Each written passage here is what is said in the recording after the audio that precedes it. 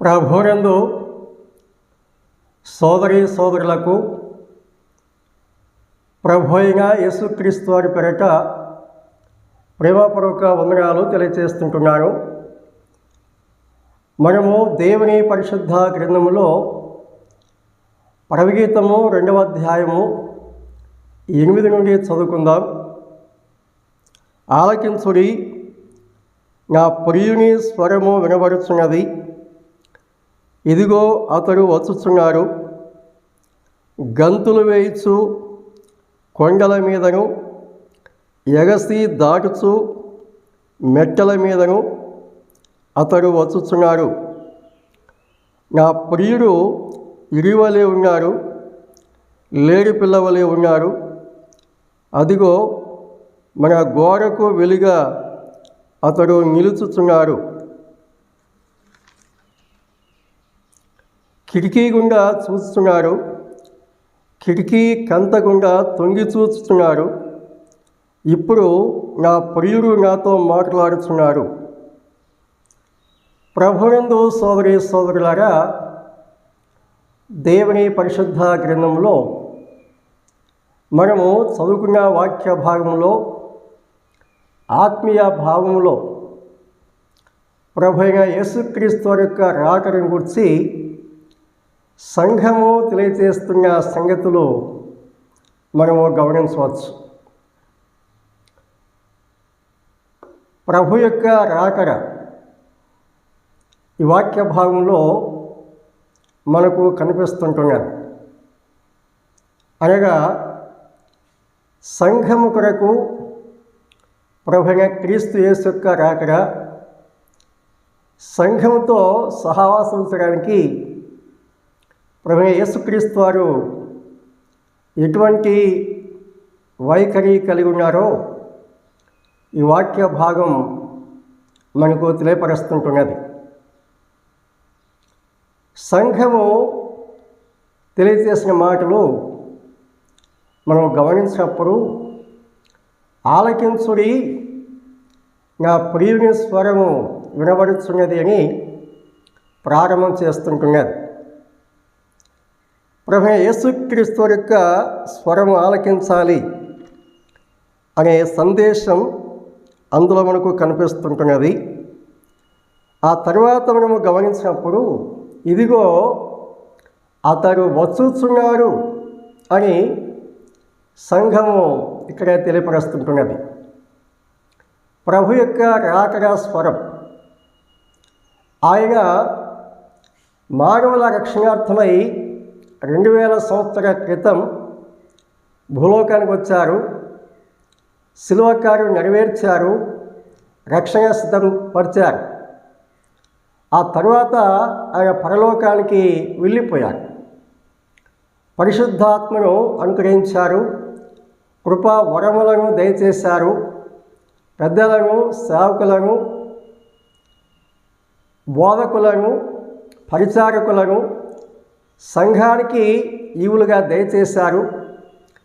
సంఘము సిద్ధపరచబడుచుండగా ఈ సంఘమును తీసుకుని వెళ్ళటానికి ప్రభు యేసుక్రీస్తు వారు తిరిగి రాబోతుంటున్నారు.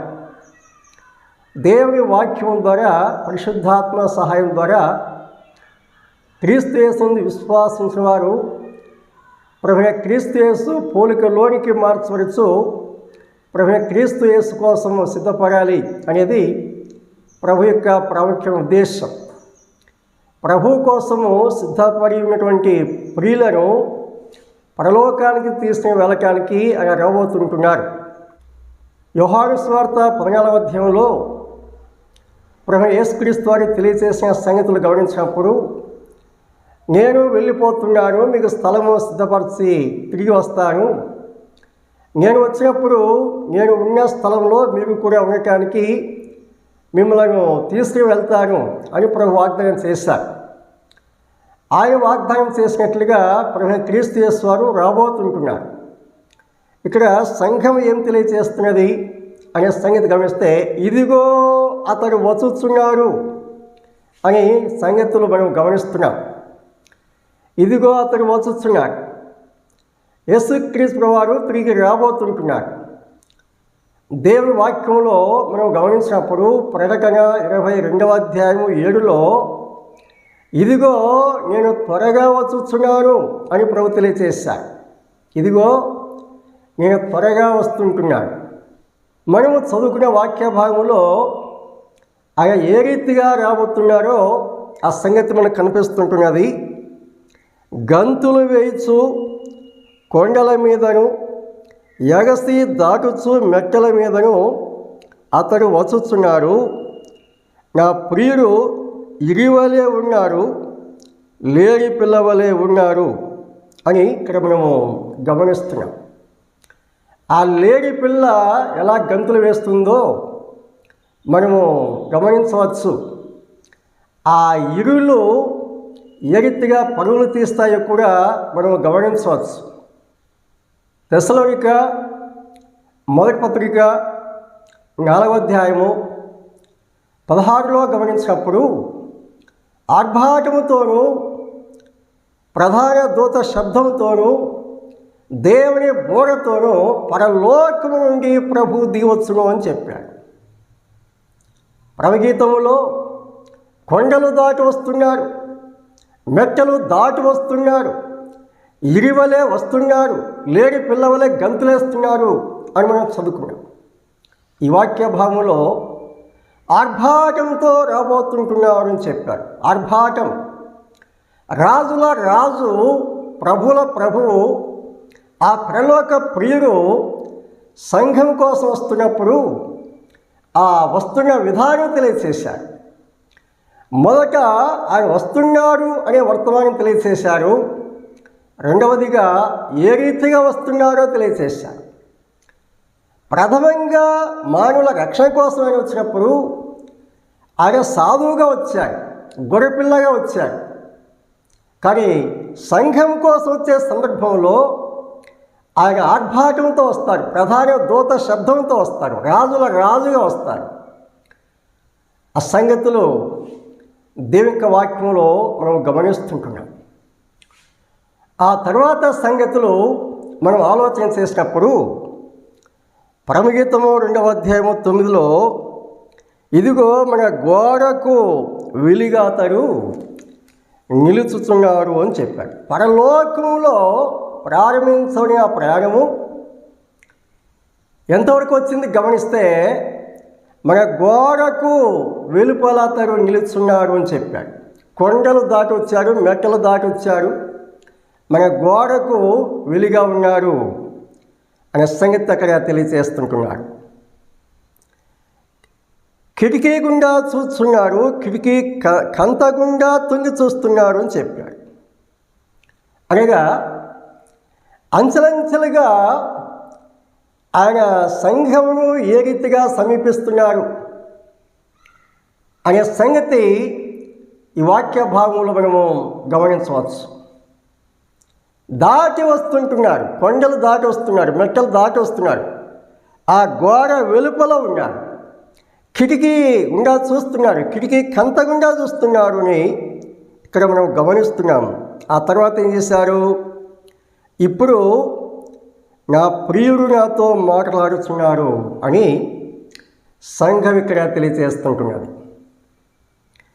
అనగా పరలోకంలో ప్రారంభించిన ప్రయాణము అంచెలంచెలుగా ఎంతవరకు కొనసాగింది గమనిస్తే భూలోకంలో తన కోసం సిద్ధపడుచున్న ఈ సంఘమును సమీపించినట్లుగా చూస్తాం. అంటే ఆయన భూలోకానికి దిగి వచ్చారని కాదు, ఆయన ఆకాశగణానికి వస్తారు, సంఘం సిద్ధపడి ఆకాశగణానికి వెళ్ళిపోతుంది. ఆ సంగతుల వాక్యంలో చూస్తున్నాము. అయితే ఇక్కడ ఆ సంఘమును సమీపించిన దృశ్యము గమనిస్తుంటున్నాం. పరలోక ప్రియుడు ప్రభు యేసుక్రీస్తు వారు సంఘమును సమీపించిన సందర్భము మనము గమనిస్తున్నాం. సంఘంతో మాట్లాడుతున్న సందర్భమును గమనిస్తున్నాం. పాత నిబంధనలో దృష్టాంతమును గమనించినప్పుడు ఇస్సాకు పొలంలో ఉన్నాడు. అబ్రహాము దాసుడు రిబకాను తనతో తీసుకువచ్చారు. వారిద్దరు ఆ పొలంలో కలుసుకున్న సంభవాన్ని మనం ఆదికాండము 24లో గమనిస్తున్నాం కదా. అలాగే ప్రభు యేసుక్రీస్తు వారు ఆకాశ మండలానికి దిగి వస్తున్నారు, రాబోతున్నారు. సంఘము సిద్ధపరచబడి పరిశుద్ధాత్మ ద్వారా ఆకాశ మండలంలో ప్రభుని కలుసుకోబోతుంటున్నది. అక్కడ వారు సంభాషించబోతున్నారు అనే సంగతులు అసలు పాత నిబంధనలో చెప్పారు. ఆదికాండము 24లో ఇస్సాకు రిబెకాల వివాహాన్ని చూపించారు. పరమగీతంలో ప్రభు యేసుక్రీస్తు వారికి సంఘానికి మధ్య ఉన్న సంబంధాన్ని తెలియచేశారు. అనగా పాత నిబంధనలోనే సంఘం గురించి, క్రీస్తు యేసు ప్రభు వారి గురించి ఆయన అనేక సత్యాలు మనకు తెలియచేశారు. ఈ సంగతులు దేవుని యొక్క వాక్యంలో మనం గమనిస్తున్నాం. మాట్లాడుతున్న ప్రభు ఇక్కడ మనకు కనిపిస్తుంటున్నారు. ఆయన వచ్చినప్పుడు ఆయన మనతో మాట్లాడతారు. ముఖాముఖిగా చూడబోతున్నాము. ఆయన ముఖాముఖిగా మనతో సంభాషణ చేయబోతుంటున్నారు. ఇప్పుడు కల్లారమే చూడలేదు, కానీ ఒకరోజు చూడబోతున్నాం. ఇప్పుడు ప్రత్యక్షంగా ఆయన స్వరం మనం వినలేదు, వాక్యం ద్వారా వింటున్నాము. అయితే ఆ రోజు ఆయన ముఖాముఖిగా చూస్తాం. ఆయన మధుర స్వరం వింటాం. ఆ ప్రేమ గల స్వరము ఆలకిస్తాం. మన చెవులు ఎంత రెక్కించి వింటాయో, మన హృదయాలు ఎంతగా ఉల్లసిస్తాయో, మన మనస్సు ఎంతగా ఆనందిస్తుందో ఆ సన్నివేశం మనకు తెలియచేస్తుంది. ఆ కలయిక ఆ ఆకాశంలో మనం కలుసుకున్నప్పుడు, ఏ ప్రభువును మనము చారాలని ఎదురు చూస్తుంటున్నామో ఆ ప్రభువు కలుసుకుంటున్నప్పుడు ఈ లోకంలో మనం పొందిన శ్రమలన్నీ కూడా క్షణంలో మాయమైపోయి, అంతరించిపోయి, ఈ శ్రమలు, కష్టాలు, నష్టాలు, నిందలు, అవమానాలు ఎన్ని భరించామో వాటన్నిటినీ ఒక క్షణంలో మర్చిపోయి ఆ ప్రభువుతో మమేకమై మనం ఆనందించబోతున్నాము. శాశ్వత కాలం ఆ ప్రభువుతో మనం నివసించబోతుంటున్నాం. ఎంత మహిమాన్వితమైనటువంటి సన్నివేశమో మనం దేవుని యొక్క గ్రంథంలో గమనిస్తున్నాం. దేవుడు వ్రాయించారు, మనం చదువుకుంటున్నాము. పరిశుద్ధాత్మ దేవుడు బోధిస్తున్నారు, మనం నేర్చుకుంటున్నాం. ప్రభువైన యేసుక్రీస్తు వారు మన కోసం రాబోతుండగా మనము ప్రభువు కోసం ఏ రీతిగా సిద్ధపడి ఉన్నాము అనేది చాలా ప్రాముఖ్యమైనటువంటి విషయం. దేవుని వాక్యంలో గమనించినప్పుడు పెళ్లి కుమార్తె తనను తాను సిద్ధపరచుకునేదని దేవుని యొక్క వాక్యంలో మనం చదువుకుంటున్నాం. తనను తాను సిద్ధపరచుకునేది అంటే వాక్యం ద్వారా, పరిశుద్ధాత్మ సహాయం ద్వారా తనంతగా తాను ఇష్టపూర్వకంగా సిద్ధపడినట్లుగా ఆ వాక్యం మనకు తెలియపరుస్తుంటున్నాడు. ప్రతి విశ్వాసి ప్రభు క్రీస్తు యేసు కోసం సిద్ధపడాలి, నిరీక్షణ కలిగి జీవించాలి. దేవుని యొక్క వాక్యంలో తెలియచేసినట్లుగా ప్రభు అయిన యేసు రమ్ము అని పలికే ఆ గొప్ప అనుభవంలో మనం సాగిపోవాలని దేవుడు తెలియపరుస్తుంటున్నాడు. కాబట్టి ప్రియ సోదరి సోదరులారా, ప్రభువు రాబోతున్నాడు, అది సత్యం. మనల్ని పరలోకంలో చేర్చబోతుంటున్నాడు, అది వాస్తవం. అయితే మనం కూడా ఆ పరలోక ప్రియుడి ప్రభు యేసుక్రీస్తు వారు మనలను ప్రేమించి మన కోసం ప్రాణత్యాగం చేసి మరణమును జయించి మనకు వెళ్ళి తిరిగి రాబోతున్న ఆ పరమ ప్రియుని ఎదుర్కోవడానికి మనం సంసిద్ధంగా ఉండాలి.